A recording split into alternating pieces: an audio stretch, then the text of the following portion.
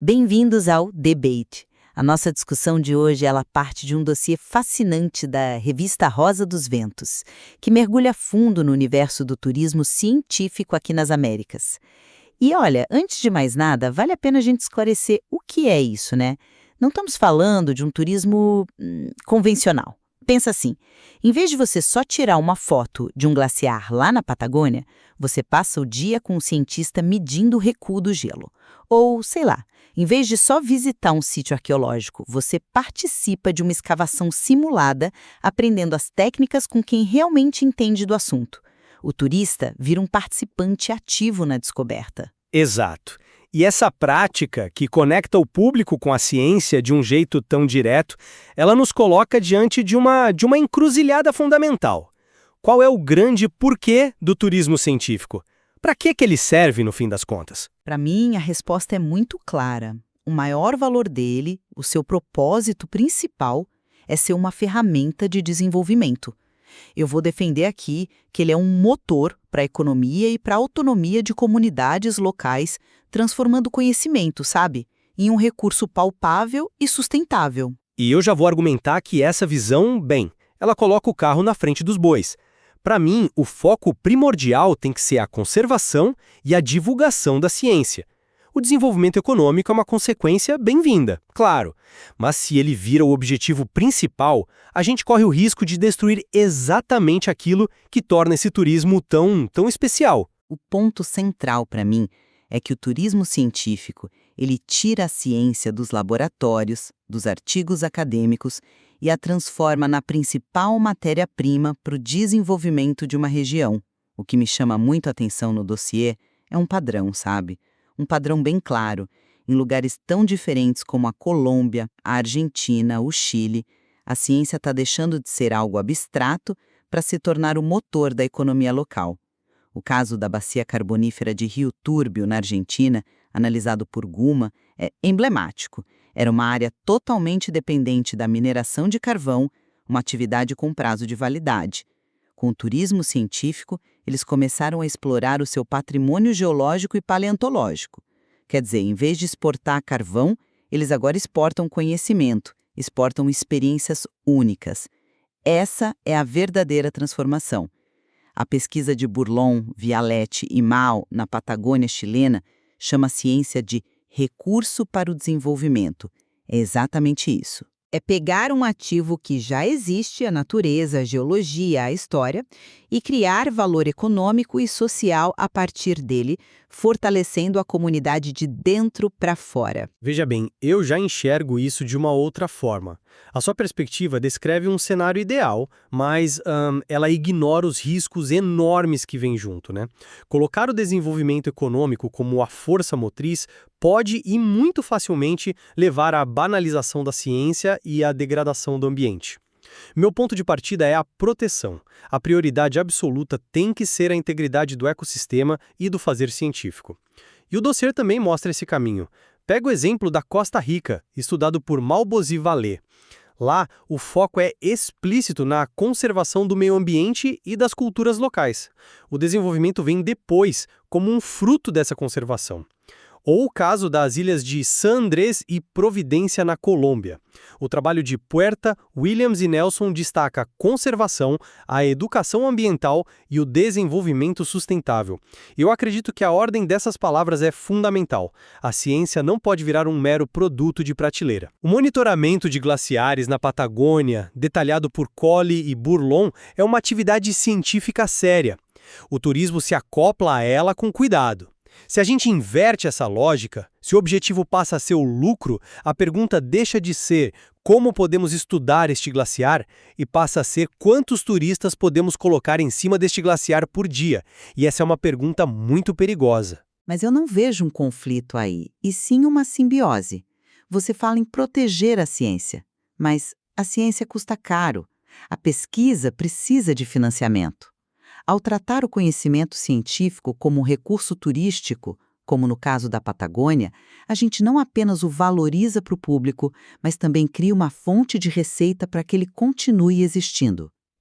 Pense no roteiro geoturístico de Petrópolis, analisado por Pessoa e seus colaboradores. Ali, a geologia complexa da região se torna a base para um produto turístico que é educativo e, ao mesmo tempo, gera renda.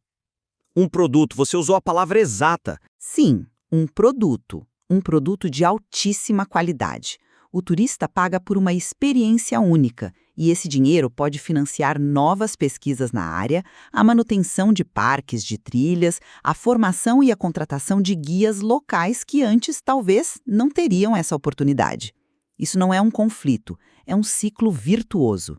A atividade econômica alimenta a atividade científica, que por sua vez enriquece a experiência do turista. Todos ganham. É um ciclo virtuoso se a ciência continuar no comando. Mas essa é uma linha muito, muito tênue.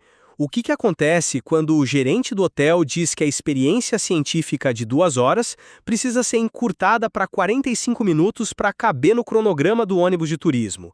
Ou quando a trilha geológica precisa ser pavimentada para facilitar o acesso e aumentar o fluxo de pessoas? Bom, aí entra a governança local, a capacidade da comunidade de definir suas próprias regras. Não é um processo sem gestão. Carar. É o momento em que o rigor é sacrificado pela foto perfeita para o Instagram. O objetivo, como sugerem os artigos do dossiê sobre divulgação científica ou mediação científica, deveria ser outro. Mediação científica, no fundo, é a arte de traduzir a linguagem complexa dos cientistas para o público, de conectar a história das rochas com a história das pessoas. O turismo é o veículo para essa conexão, não o destino final. Se o lucro vira o destino, essa missão se corrompe. A ciência vira um espetáculo, e não uma ferramenta para entender o mundo. Mas quem você acha que está vendendo os ingressos para esse espetáculo que você descreve? São as próprias comunidades locais. E a sua visão, com todo o respeito, me parece subestimar a capacidade delas de serem mais do que meras bilheteiras. Elas podem e devem ser as diretoras desse espetáculo, garantindo que ele tenha conteúdo, que seja autêntico e que os lucros beneficiem a todos. O trabalho de Bregolin e Rudzevich sobre geoparques, que você mesmo citou, destaca justamente isso, o papel das comunidades no desenvolvimento do turismo científico. Elas são protagonistas.